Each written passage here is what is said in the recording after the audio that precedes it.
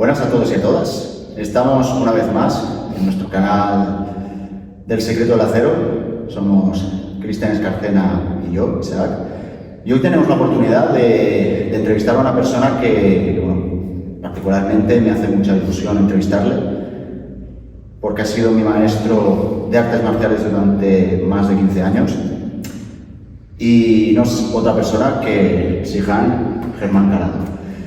Vale, en términos de dirigirnos a él, yo por respeto me voy a dirigir como Sihan, porque no veo otra manera de dirigirme a él. Para mí resulta inconcebible dirigirme como por su nombre. Sin embargo, Cristian, cuando se dirija a él, le va a llamar Germán. Buenas, Sihan. Hola. Nos gustaría que te presentases un poco tú mismo y nos hablases un poco de tus orígenes en este arte marcial, cómo empezaste, qué te despertó el interés por el karate. Háblanos un poco de ti. Bueno, la verdad es que tendría que retroceder bastante en el tiempo, hacer mucha memoria, pero básicamente, bueno, en mi infancia pues, puede ser como cualquier otro niño, la cual pues tienes incertidumbres, tienes emociones, tienes momentos en los que dudas y bueno, pues esos complejos a veces que le surge a uno directamente porque tiene complejo de inferioridad o bueno, estas cosas que suelen pasar habitualmente, que bueno, yo creo que casi todos podemos tener en momentos puntuales. Y bueno, pues yo era una persona que para mi edad, 11, 12 años, ya pesaba 85 kilos, ¿no? Entonces yo me consideraba grandota, aunque el resto de la gente piensa que no es gordo, ¿no? Pero al final, bueno, pues por recomendación de un médico, pues que tenía que hacer una actividad deportiva. Yo me movía, yo jugaba en la calle pues, como todos los niños, a pillar, a policías y ladrones, al escondite, bueno, lo típico, al fútbol, béisbol, hacía actividades, ¿no? Lo que pasa es que, claro, no más metidos ya en una disciplina. Y empiezo a hacer gimnasia, empecé con gimnasia, tenía 11 años o 10 y medio, 11, ahora no recuerdo bien, y empecé a hacer gimnasia. Y bueno, detrás de la clase de gimnasia infantil que había, empezaron la clase de karate y yo me quedaba mirando y decía, esto me gusta. Esto que están haciendo no es simplemente el hecho de hacer una actividad y ya está, sino que... y me llamó la atención y quise probarlo. Y pues ya a partir de ahí me introducí dentro del arte marcial, ¿no? Bueno, pues me llegó a enganchar tanto que, bueno, pues a partir de ahí muchos de mis principios en mi filosofía de vida, o mi forma de vida, van arraigados a todos esos principios. Germán, ¿puedes hablarnos un poquito de la historia del karate y del estilo que tú haces y las diferentes escuelas que hay? Bueno, a ver, yo no soy muy erudito de lo que es así que he leído y estudiado y demás, no soy erudito, no soy una persona pero va a basar casi todo, ¿no? O sea, yo los principios que suelo transmitir es mis propias experiencias, ¿no? Dentro del tatami. Pero sí que es cierto que, bueno, que yo sé que los distintos estilos dependen de distintos profesores, distintas procedencias. En el caso de Kyokushinkai proviene de un maestro que es coreano, no es japonés, que se hace un sitio dentro de los 10 mejores maestros dentro del karate en Japón, que eso es bastante complicado, visto por la mentalidad japonesa. Vuelvo a repetir, yo lo que sé no lo he vivido directamente, ¿no? Y bueno, pues si consigue un sitio dentro de los 10 mejores maestros de karate reconocido en Japón y en el cual transmite unos principios que bueno, pues fueron los que conocí porque fue esto del arte marcial que hice. He tocado otras disciplinas, pero no he profundizado en ese sentido. Podría decir del resto de estilos. Sé que cada uno tiene cosas parecidas y otras cosas completamente diferentes, ¿no? Yo creo que en esto es como, por ejemplo, mencionar los distintos España se hablan hay formas distintas de hablar. Te vas al sur y aunque se diga lo mismo, que se dice de diferente manera. Yo siempre lo explico a la gente, que explico las diferencias de las artes marciales en ese sentido, ¿no? Depende de la procedencia. Te vas al sur, se habla de una manera, te vas al norte, se habla de otra, y aún hablando el mismo idioma, ¿no? Entonces, yo creo que proviene en ese sentido así, ¿no? No sé si era esa la pregunta que... Sí, digamos que había un maestro, ese maestro tenía alumnos, y luego cada alumno hizo un poco su camino, ¿no? Sí, con todos los diferentes estilos que encontramos hoy en día. Claro, sí, al final yo creo que esto, como por decirlo así de una manera, sería como al final una familia es igual, se va ramificando. ¿Por qué? Porque los padres tienen a sus hijos, los hijos hacen su vida, tienen a sus hijos, que son los nietos de sus padres, ¿no? Y sucesivamente, pues más o menos sería un árbol genealógico así. Todos comparten la misma base, ¿no? Sí, yo creo que sí. Yo creo, a ver, lo que pasa es que ya sí, aquí sí, porque por ejemplo podemos entender de que lo que es la historia del arte marcial, hay muy pocos escritos antiguos, ¿no? Entonces no se sabe realmente se dice que si la India, se dice que si los Shaolin, se dice que desde China, que vas a Japón, que cambia de nombre. Lo que pasa es que, bueno, yo, igual que el tema de la historia cambia con el tiempo a medida que se van encontrando cosas diferentes, se van, a partir de ahí, bueno, tú puedes hacerte la idea o pensar de que esto viene de aquí o de allí, pero bueno, yo creo que si los inicios tienen que ser siempre, vendrán del mismo sitio, ¿no? Digo yo. Sihan, 47 años, 37 años en la disciplina, es mucho tiempo, es el doble, el triple o incluso el cuádruple del tiempo de vida de muchas de las personas a las cuales se enseña hoy día. Quisiera hablar un poco de la importancia que ha tenido el camino de las artes marciales en tu vida. ¿Consideras que si no hubieses encontrado las artes marciales, hubieses seguido el buen camino? ¿Qué crees que hubiese sido de ti?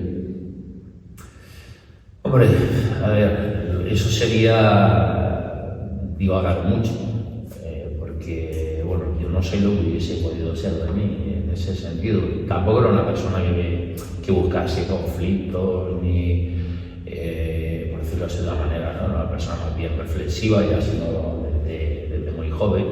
Pero bueno, nunca quita de que, bueno, pues en momentos puntuales pues, hubieses encontrado una situación que, habiendo hecho un arte marcial, te lo planteas completamente diferente, ¿no? Bueno, yo puedo poner el ejemplo ya cuando llegas a un cierto nivel, entiendes de que eso no es para irte pegando con la gente, ¿no? Es que es completamente diferente. Y yo, de hecho, muchas veces se lo comentaba a mis amigos que salíamos de fiesta, nos íbamos a la discoteca, ¿no? Y a veces me decían, no, pues, es que si pasa algo nos defienden. Y yo, a ver, si a ti te gusta, yo estaré para defenderte. Si puedo. Y ahora, si tú lo buscas, bien soy yo el que te voy a dar. Te voy a coger, te voy a dar un guantazo y... O sea que era un poco como que, oye, sí, de acuerdo, pero tampoco nos tenemos que plantear eso como algo para ser violentos, ¿no? Esto, de hecho, yo, tal como lo he dicho antes, yo voy a siempre hablar desde mi experiencia, ¿no? Y mi experiencia lo que me ha enseñado es que yo tengo que entender el arte marcial como una disciplina de autocontrol a uno mismo. O sea, es igual que el hecho es que me ha molestado lo que me has dicho. Sí, me ha molestado desde tu punto de vista, pero a lo mejor esa persona no. Entonces, claro, depende de cómo tú te planteas la situación, tú puedes reaccionar de una manera u otra. Entonces, ese autocontrol o esa autorreflexión a la hora depende de qué situación, es la que te lleva a actuar de una forma o a actuar de otra. Otra cosa es ya cuando, no sé, ya te ves la mano encima, pero si puedes evitar la situación, pues, y en este sentido es una de las cosas que me ha enseñado el arte marcial, ¿no? El ser más reflexivo, y si tienes la posibilidad de evitar, depende de qué situación, intenta evitarla a veces no se puede, está claro. Germán, antes cuando hablábamos fuera de cámaras me has hecho pensar en una cosa. Yo, por ejemplo, en el deporte que practico, el culturismo, hay momentos en los que mi foco de atención tiene que estar en el momento, en el aquí y en la ahora, al 100%. Cuando voy a enfrentarme a un peso que me desafía, tengo que apartar todos los pensamientos, todos los estímulos que puedan interferir en ese momento y centrarme en el presente. Yo sé que en el karate también hay muchos momentos en los que la concentración tiene que ser máxima. Yo digo que en cierta manera es como si tuvieras un estado alterado de conciencia, aquí y ahora, y como si fuera una meditación activa. Quiero que nos hables de esos momentos en el karate y qué herramientas le podrías dar a una persona para que pueda estar con el foco en el momento presente, en ese momento. Una persona que sea muy distinta. Vale. Yo creo que lo transmito así porque es sobre todo con los niños que tengo que son más movidos y tienen esa falta de concentración. Pero no es porque sea falta de concentración, sino porque en tempranas edades la concentración a veces es menor, ¿no? Entonces yo siempre, por ejemplo, les planteo, por ejemplo, cuando hacemos un trabajo técnico, cuando hacemos un trabajo de kata, les planteo de que ellos tienen que utilizar su imaginación. Su imaginación en el sentido de que, bueno, pues si voy a hacer un movimiento, tienes que saber para lo que sirve y tienes que intentar visualizar. Y sí, veo que gesticula con la cabeza, y es verdad, porque lo hemos comentado muchas veces en clase, ¿no? De, oye, tenéis que imaginaros el combate, ¿no? A veces uno quiere entender el kata como, porque muchas veces la gente entiende el karate porque ha visto un kata o ha visto un trabajo técnico al punto, lo que sea, ¿no? Entonces, entender un kata es muy complejo, porque tendríamos que desgranarlo paso a paso y no va a ser idéntico a una pelea en la calle o en un combate incluso deportivo dentro del karate. Y hablo de deportivo porque el arte marcial para mí es el karate y la parte deportiva es el combate. El combate es la parte deportiva. Quizás es lo que más le llama la atención a la gente. Entonces, la capacidad de concentración yo creo que depende de lo que tú llegues a entender qué es lo que quieres realmente de eso que estás haciendo, porque al final tú me estás comentando que te vas hay un desafío ante un peso que, bueno, pues tienes que estar ahí quizás haciendo una reflexión y diciendo, bueno, tengo que apartar pues la negatividad de no haberlo conseguido la última vez, pero esta vez va a ser la que lo voy a conseguir, ¿no? Y te estás concentrando para eso, ¿no? O pensar, me ha llegado una carta de Hacienda o tienes que apartar tienes que apartar todas las cosas, estar en el momento, es que si no, no te va a salir y vas a fallar. Un desafío. Sí, es un desafío. Bueno, al final yo creo que la mejor forma de focalizar es viviéndote consiguiendo eso. Es decir, vale, pues no lo he podido conseguir, pero voy a focalizarme voy a visualizar antes de hacerlo cómo levanto, cómo me esfuerzo, cómo contraigo, cómo muevo los brazos, porque al final el trabajo técnico siempre es importante dentro de cualquier cosa que hagas, ya sea esa, ya sea cualquier actividad. Pintura, tiene que haber una técnica para pintar, ¿no? Entonces tú tienes que focalizarte y ver cómo lo estás subiendo. Otra pregunta, Germán. Para la gente que nos entiende a todo el mundo, ¿qué es un kata y qué importancia tiene hacerlo? A ver, un kata a la gente bueno, de hecho yo muchas veces sobre todo a medida que tú vas profundizando en el tema y demás, yo muchas veces para que ellos cogiesen un poco de ganas de aprenderlo, aparte de que es algo que tienes que aprender para pasar de grado, tienes que tener unos conocimientos, porque al final es todo práctica, o sea, no es el hecho de llego y ya sé hacerlo, sino siempre hay un trabajo detrás, porque hay un trabajo de coordinación, porque hay un trabajo de movilidad movilidad, de desplazamiento, de situación, el espacio y demás, ¿no? Pero un kata básicamente son movimientos enlazados. O sea, yo a ellos, ha habido momentos en los que he dicho, no, pues tiene que ser como una danza, no es una danza, no es una danza.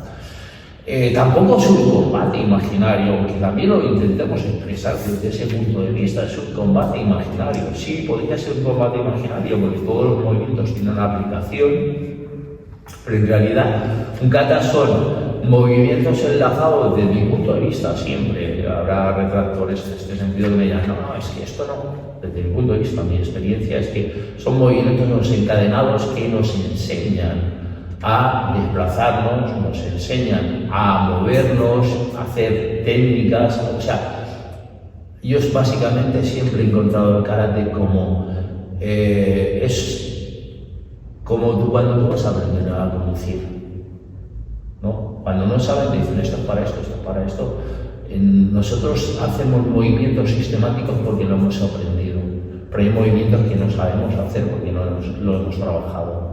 Y al final es conocerte a ti mismo.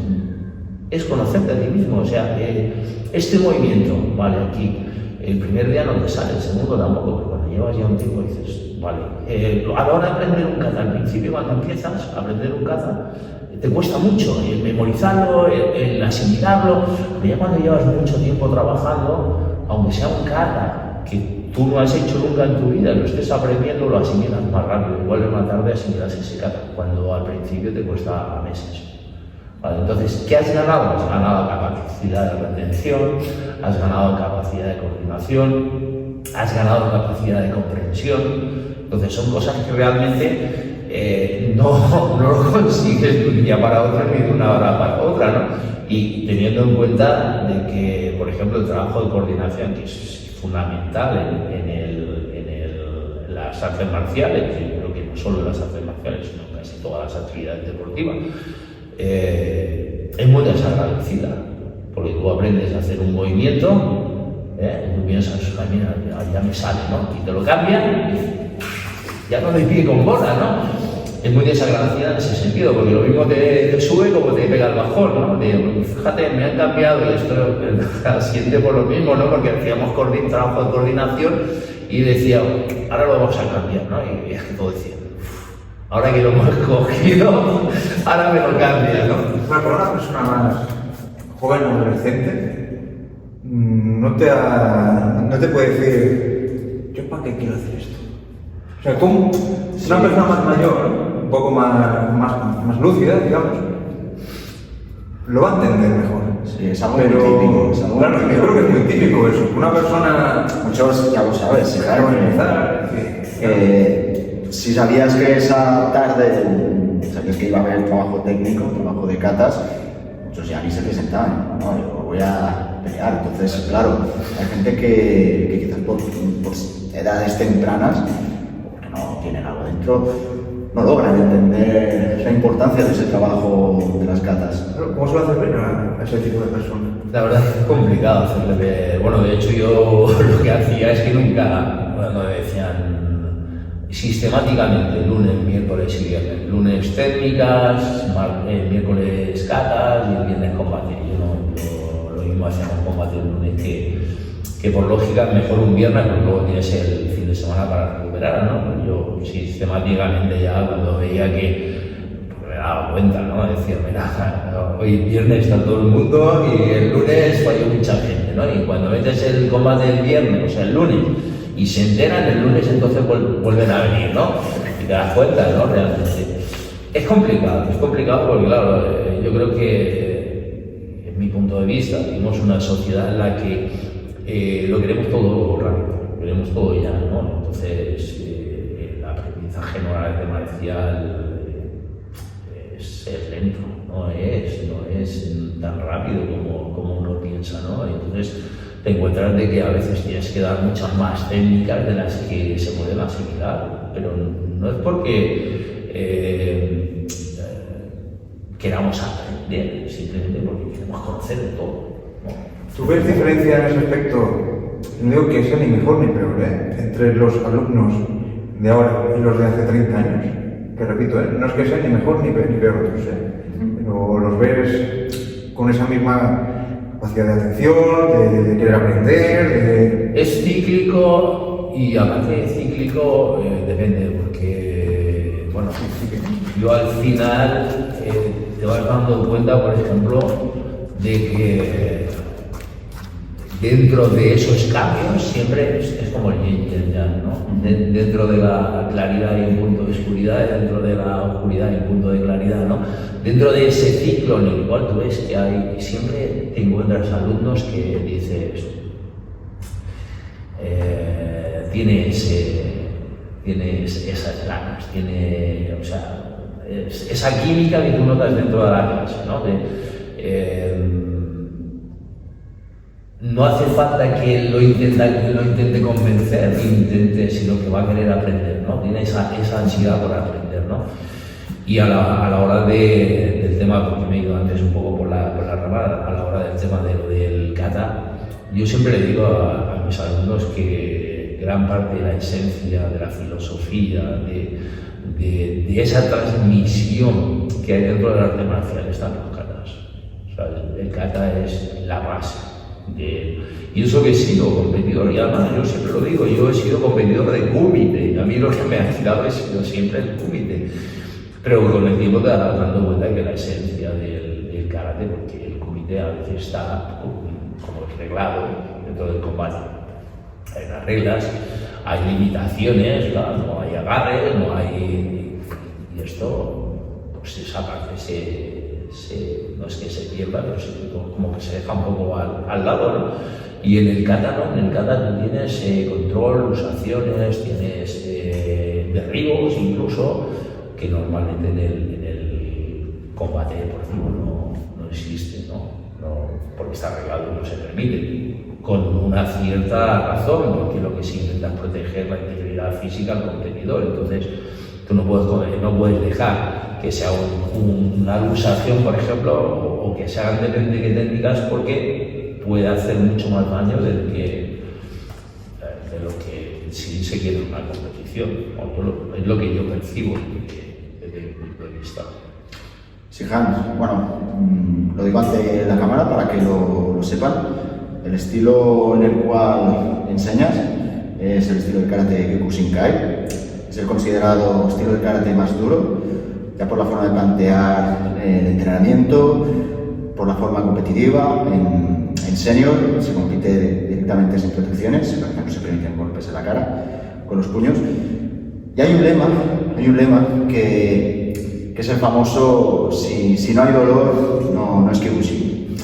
Pues bien, yo hace ya unos años que, igual que Cristian, practico culturismo y me he dado cuenta que esa tolerancia al dolor que yo he aprendido durante todos mis años, soportando golpes, soportando dolor, estirando, ese lema de si no hay dolor, no hay Kyokushin, lo llevo un poco al culturismo. Sin embargo, me planteo ciertas preguntas. ¿Ese dolor consideras que uno debe aceptarlo y someterse a él y experimentarlo como una circunstancia que debe estar presente, o debe abstraerse y evadirse de ese dolor? ¿Tiene que estar en ese dolor o tiene que estar fuera de ese dolor? A ver, yo te voy a contestar, es como cuando uno pierde a una persona querida, hay un dolor. El dolor no es físico, es emocional.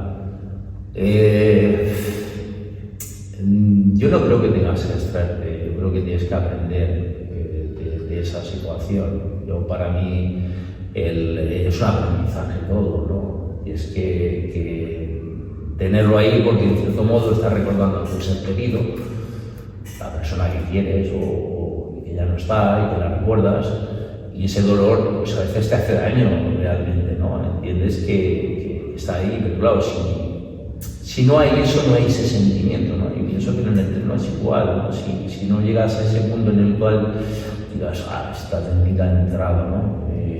Qué bien la ha hecho, y tú te vas con ese dolorcillo que luego al cabo de 2 o 3 días pasa, y al final es como que no es que te hagas inmune, porque no te haces inmune, porque el dolor siempre está ahí, pero sí que te haces más tolerante a ese tipo de dolor, ¿no? Y eso te enseña, por ejemplo, luego depende de qué tipo de dolor, en cualquier otra circunstancia, en tu vida habitual, como que lo llevas mejor. Yo creo que a mi dentista. Pero también hay que ver un poco, creo yo, hasta qué punto es capaz de soportar la persona que tienes delante. Y el saber eso te lo da también la experiencia. Como decíamos antes detrás de la cámara, yo recuerdo cuando empecé como monitor de gimnasio, que a mí lo que me ha funcionado siempre es, a veces, ser muy espartano. Ya. Y aprendí, porque yo eso lo aplicaba a todo el mundo, a todos. Y me daba cuenta que la gente no vuelve. Bueno, te podría comentar algunas anécdotas de un gran maestro con el que estuvimos entrenando, que nos decía eso, él es okinawense, y nos decía, dice, yo, claro, trabajaba como en Okinawa, y el primer día la clase llena, me hacía Quijón, pues tocándose un poquito, y dice, al día siguiente me venía uno, ¿no? Eso, ¿no? No, el dolor, a veces por frío, hace frío, la gente ya no viene, o dice, no, hoy toca el combate, no me apetece, ¿no? Pues, mira, yo, el tema del dolor, yo lo trasladaría hasta el punto en el que tú tengas esa necesidad. Y pongo un ejemplo, y a veces yo he comentado cuando hemos estado entrenando y hemos dicho, venga, una más, ¿no? Y la gente te mira así como diciendo, y yo planteo siempre lo mismo, ¿no? Imagínate que estamos colgados de la barra, ¿cuánto aguantarías colgado de la barra? 30 segundos, un minuto, vale, ahora imagínate que estás agarrado de la barra y abajo hay un precipicio y si te sueltas te matas. ¿Cuánto aguantarías? Lo que haga falta. Lo que haga falta. Y quedarías enganchado ahí, engarrotado, los músculos no. Esto yo creo que depende un poco de la mentalidad, depende un poco de dónde hasta tú quieres llegar, ¿no? De cierto modo, las limitaciones a veces las ponemos nosotros, ¿no? Es lo que yo opino por la experiencia, ¿no? De a veces decir, estaba entrenando y decir, no voy a aguantar, yo siempre los aquellos de competición, hoy no voy a aguantar, mira cómo estoy, me noto cansado, estoy agotado, y a lo mejor te pones a entrenar y ya te olvidas de ese cansancio que tienes, pero te has olvidado porque te concentras. O sea, hablábamos antes de la concentración puede ser muy positiva para algunas cosas y negativa para otras. Yo creo que más positiva, ¿no? Pero bueno, y te has concentrado en que, bueno, tengo que mejorar, y te has olvidado el cansancio que tenía. Luego cuando terminas, acabas reventado, pero sabes que te vas a cenar o a comer, o lo que sea, te vas a dormir, descansas el día siguiente, incluso estás mejor. Que eso yo creo que es uno de los beneficios de una actividad deportiva o cualquier tipo de arte marcial, que es que tú te vas a notar mucho mejor, porque te notas como más cargado de energía, te notas, no sé, que has hecho algo que teóricamente tú pensabas que no ibas a poder hacer y te has superado a ti mismo, has subido un escalón.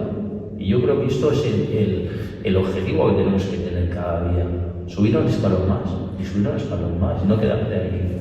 Y algo que me resultaba muy frustrante, sobre todo cuando era más pequeño, era ver una persona con un gran potencial y que no se esforzaba. Y yo pensaba, ostras, si esta persona diera un poquito, hiciera lo que tiene que dar, bajo mi visión, ¿no? Claro, lo que podría llegar a hacer. Y eso a mí me causaba un malestar, incluso. Sí. Lo llevaba mal. Sí. Prácticamente como de injusticia, porque sabes lo que a uno mismo le ha costado y bueno, al final siempre puedo volver a las reflexiones del culturismo. Para alguien que le ha costado, que le ha costado muchísimo desarrollar un tren inferior, unas piernas, sabe lo difícil que es y va a ser la persona que más te va a ayudar a desarrollar ese tren inferior. Al final, el que subiendo escaleras ya tenía buenas piernas, poco te puede enseñar. Entonces, claro, cuando tanto te ha costado desarrollar esa técnica, ese apartado que por limitaciones o el motivo que sea, tanto te ha costado, y ves a otro que podría llegar mucho más lejos y no llega porque no se emplea, casi que se siente como una injusticia de ostras, qué injusto, de que yo me lo tenía que currar tanto y aún así no he llegado donde está ese que no se está esforzando. Ya, pero yo aquí, por ejemplo, te plantearía incluso ¿a ti te ha servido de algo haber tenido que trabajar de esa forma, ¿tú crees que puedes ayudar a mucha gente ahora, por ejemplo, después de haber evolucionado como has evolucionado? Aunque te plantees que realmente ha habido personas que han tenido genéticamente mucha más suerte en ese sentido, ¿no? A lo mejor esa persona no sabe valorar lo que tiene. No es que lo sepa, sino que a lo mejor ni siquiera se ha dado cuenta, no lo ha apreciado, de que se tenga esa capacidad, ¿no? Mientras que tú has tenido que trabajarlo, has tenido que desarrollarlo, has tenido que, a lo mejor tú puedes ayudar a mucha más gente a evolucionar en ese sentido, ¿no? Es como la persona que ha pasado por una depresión, o la persona que ha pasado por un trauma a nivel familiar grave o lo que sea, ¿no? Va a saber gestionar mejor y a lo mejor puede ayudar a la gente. El problema es ese, el problema es que tú vas a querer ayudar a otra persona cuando esté en una situación así. Es lo que tienes que plantearte, ¿no? Entonces, siempre que alguien te haya sido productivo, yo creo que hay que dejar al margen de si alguien tiene más capacidades o no.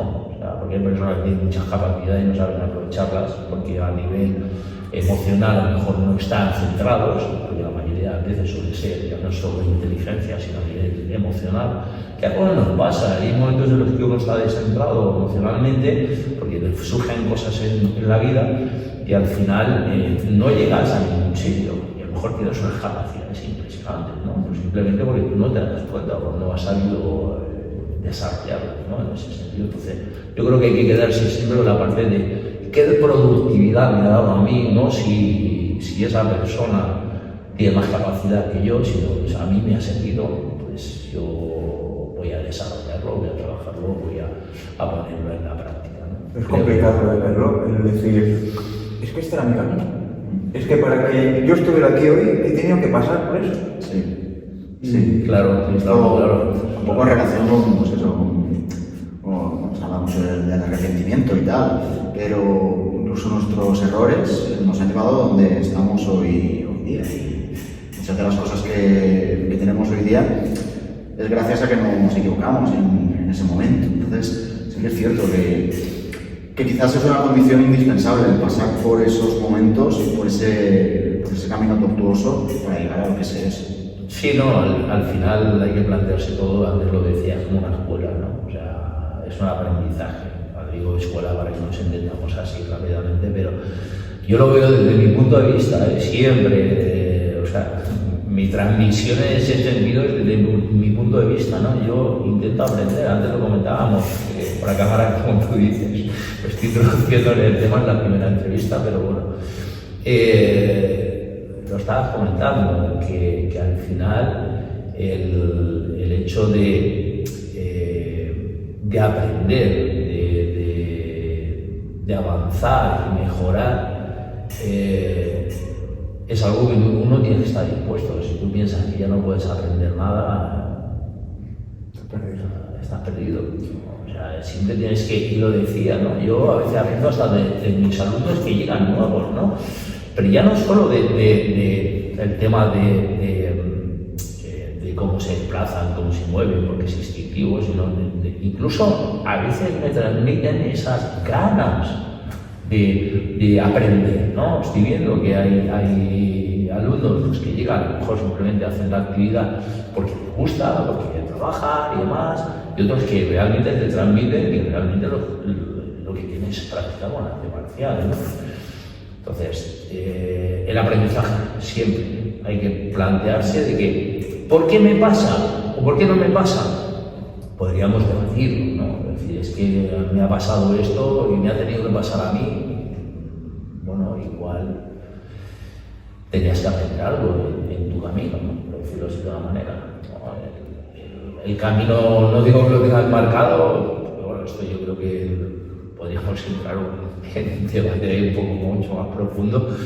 No digo que esté marcado, pero sí que depende de las actuaciones que tú tengas, vas a tener unas consecuencias u otras, ¿no? Entonces, a partir de ahí, simplemente aprender, ¿no? Es decir, bueno, ¿y cómo puedo aprovechar estos aprendizajes que he tenido? Yo intento transmitirlo. Yo siempre lo digo, y actualmente ya después de mis años de experiencia en el arte marcial siempre digo, yo siempre voy a hablar desde mi experiencia. Mi experiencia a mí me ha servido, antes te lo comentaba también fuera de cámara, han sido mis pilares. Dentro de mi vida ha sido mi forma de ver la vida, viendo de que hay cosas que aunque tú pienses que no vas a poder conseguir en tu vida, al final te das cuenta que sí es posible, ¿no?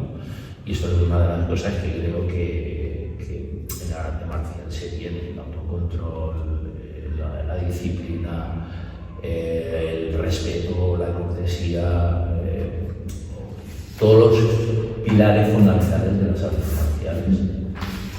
Yo lo que te quería decir, Germán, que toda esta marcialidad que hablamos, la rectitud, el respeto, el endurecer el espíritu a través del entrenamiento, corrígeme si lo ves mal, pero a mí me resulta chocante esa ética que hay en el arte marcial, cuando en cierta manera viene de la guerra, ¿verdad? De aprender a defenderte y terminar con la vida del oponente, si llega el caso de que tu vida o la de tus seres queridos se pone en riesgo.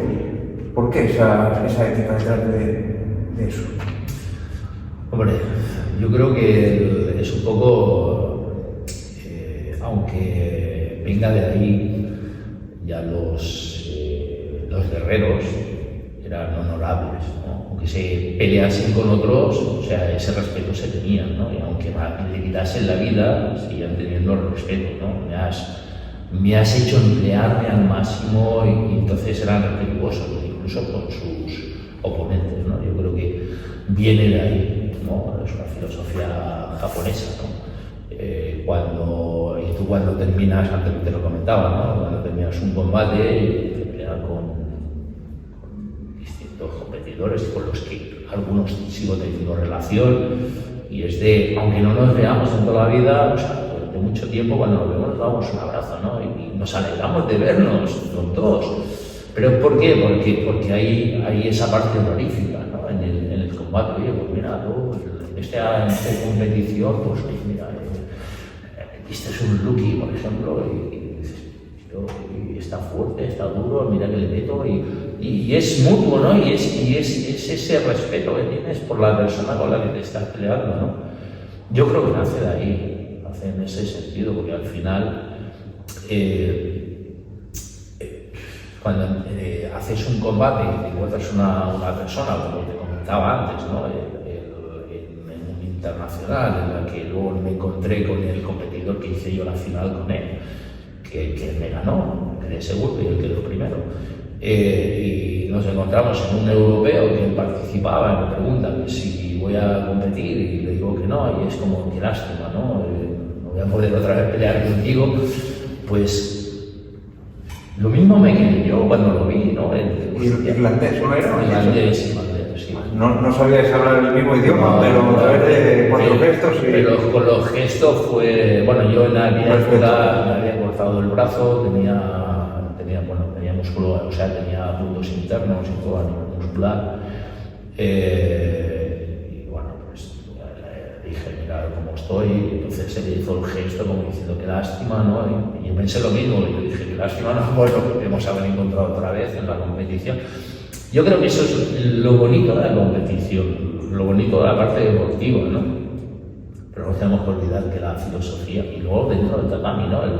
Ese respeto y ese te veo y te saludo, y además es mutuo. El saludo es de respeto mutuo, ¿no? Y con ganas, ¿no? Tú lo notas, ¿no? Notas esa transmisión por decirlo así de una manera, de energía, en la que notas que esa persona es como que hay química, ¿no? Hay buen rollo, es eso, ¿no? A veces es difícil explicar, pero que bueno, que es así, tú lo notas, ¿no? Notas que es como cuando entras en un sitio y dices, hostia, más rollo hay aquí, ¿no? Por ejemplo, ¿no? Sí, Jaime, esa vía en la actualidad, esa vía del guerrero, claro, a mí me cuesta asimilar otra postura, porque yo ya desde edades tempranas yo ya me adentré en el arte marcial, yo ya a los 4 o 5 años de edad yo ya estaba haciendo artes marciales, entonces es como algo que ha crecido conmigo. Entonces me cuesta ver cómo otras personas que no han vivido estas disciplinas, que por ejemplo conceptos como el honor les suenen a chino, lo mejor dicho. ¿Cómo crees que se puede cultivar esa vía en la actualidad para alguien sin necesidad de que entre en una sala de artes marciales? ¿Cómo uno puede adentrarse en esa vía? Mira, yo en este sentido te voy a plantear lo mismo que le digo a muchos alumnos que vienen y por el motivo que sea, pues hacen algo que no es coherente o que no le diría, siempre digo lo mismo, ¿no? ¿A ti te gustaría que te tirasen de la oreja? No, pues no, pues entonces no lo hagas. ¿A ti te gustaría que te empujasen? Ah, pues no me gustaría porque no lo hagas, ¿no? O sea, ahí está el dilema. Si a ti no te gusta que te estén pisando, tú no pises. Educación. Exacto. Pero ¿y si esas personas ni siquiera tienen esa decencia o esa empatía de no, es que a mí me da igual, o sea, sé lo que se siente, sé lo que duele, pero me da igual que lo sienta otra persona. Sé lo que duele la traición, por ejemplo, pero me da igual causársela a otra persona. ¿Este tipo de personas están perdidas o todavía no? A ver, desde mi punto de vista no lo creo, ¿no? Porque, bueno, como se suele decir, el hábito de hacer monje, pero más que el hábito yo creo que es la práctica, lo que hace el monje, ¿no? Tú me pones un hábito de monje y yo no voy a ser monje, ¿no? Pero claro, el hecho de seguir unas pautas dentro del tatami, al final yo creo que esto va puliendo, ¿no? Yo creo. Es mi opinión, siempre lo he visto así, ¿no? Una de las cosas que realmente me llevan al hecho de dar clases precisamente es eso. O sea, el hecho de que sé, desde mi punto de vista, desde mi experiencia propia, de que hay cosas que te hacen mejor persona, ¿no? Y la práctica de la enfermería te lleva a ser mejor persona. La gente piensa, no, esta gente es que se pega y... de mi madre, la primera vez que me vino a ver a una competición, la pobre mujer se fue a la madre, pero ¿cómo puedes que te hace esto de pegarte? Ahí que vienes, que a lo mejor yo he llegado muchas veces, me acuerdo de que he llegado muchas veces después de entrar, a lo mejor llegaba con la rodilla hinchada, porque había dormido un encontronazo, lo que fuese, ¿no? Y yo disimuladamente, y a mi madre me dice, ¿qué te pasa? No me pasa nada. No me pasa nada. ¿Cómo que no te pasa nada? Iba al congelador, iba a buscar el hielo sin que se diese cuenta, me ponía el hielo. ¿Cómo que no te pasa nada? ¿A ti te pasa algo? No, que no me pasa nada. Y a lo mejor iba a la habitación y cuando entraba me veía, ¿qué te ha pasado? No, me he controlado. ¡Qué madre mía! A veces desde fuera no se entiende, ¿no? Pero es así, o sea, cuando lo llevas dentro, cuando ya, como se suele decir, cuando te ha picado el bicho este de hacer un arte marcial, ya... Entonces, como yo he vivido así, pienso que realmente puede mejorar, o como mínimo, si no es mejorar, aliviar algunas cargas, ya físicas y a nivel psicológicas de muchas personas. Ya no solo el arte marcial, sino creo que la actividad deportiva, ¿no? La actividad deportiva, por suerte estamos avanzando en este sentido, pero yo me acuerdo que yo cuando tenía, claro, empecé con 11, cuando tenía 12, 13, yo ya el tema de la competición ya lo iba viendo dentro del club y era pues me voy a, el otro día lo explicaba en clase, ¿no? Me voy a ir a correr, ¿no? Me acuerdo que íbamos, yo vivía en Santa Coloma, de Gramenet, y desde Santa Coloma a Montornès, que son las piscinas de Montornès, a los siguientes kilómetros. Mi padre, 14, 15, no me acuerdo ahora la edad, ¿no? Pues voy corriendo. ¿Cómo te vas a ir corriendo? Dijeron, pues si te cogemos por el camino, tú te montas en el coche. Bueno, ya veremos. Yo me levanté a las 6 de la mañana y fui corriendo hasta la piscina, ¿no? Pero era en la época esa en la que era muy poca gente la que salía a correr. Era de veía cualquiera, una, ¿no? Y era como una burla, ¿no? De dónde vas corriendo, ¿no? No existían los runners. No, digo que no existían los runners que hay.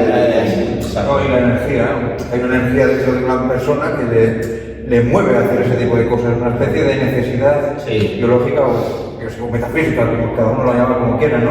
Que te hace ese espíritu de guerrero, ¿no? Exacto. Que cuando ves una persona con esa misma energía, pues hay esa muestra de respeto que hablamos antes con el otro luchador irlandés, otro karateca, que no sabe el mismo idioma, pero lo ves y sí. Y hay ese entendimiento. Sí, exacto, esa química de... Sí. Y al final es eso, el querer mejorar, el querer avanzar, yo creo que es algo que tiene que estar dentro de nosotros, ¿no? El aprendizaje, muchas veces, y creo que esto hablaríamos ya del tema del igual, lo que nos ha pasado, ¿no? Cuando te han corregido y tú te quedas ahí como, ¿por qué me tienes que corregir a mí? Y luego te das cuenta realmente que dices, no, pues si me está corrigiendo porque se está fijando y quiere que avance y que progrese, pero tenemos una manía si hay aquel, por ejemplo, lo está haciendo peor que yo, no lo ha corregido, ¿no? Esto, a veces tú te das cuenta, ¿no? Y a veces lo ves dentro de clase y a lo mejor tú dices, hostia, no te das cuenta que el profesor a lo mejor está viendo un potencial, está viendo que puedes trabajarlo mejor o lo que sea. Esto lo veo ahora, antes no lo veía, ¿no? Y le digo ese ¿y por qué? Es que lo comprendo que nadie, es que y a veces no, el problema de cómo interpretamos las cosas está dentro de nosotros. Porque si en vez de ver lo positivo de que, oye, pues se está fijando, me está intentando corregir, vemos lo contrario, ¿no? Es como, ¿tan mal lo hago? ¿O por qué me corriges solo a mí? ¿O por qué? Se debería valorar el que una persona que sabe... Exacto. Se tendría que valorar y no se valora, es todo lo contrario. O a veces, ¿no? Cuando dicen, no, pues... Y ya te salta... Yo me acuerdo que yo no era de contestar, cuando venían me decían, pues intenta bajar la posición, intenta mejorar esto, intenta meter mejor la cadera, osos, ¿no? Hay muchos niños que le corrigen y dicen, no, es que esto, es que ponen excusas, ¿no? Y dicen, no hace falta que te excuses, pues si a mí me ha pasado también, yo lo he hecho mal.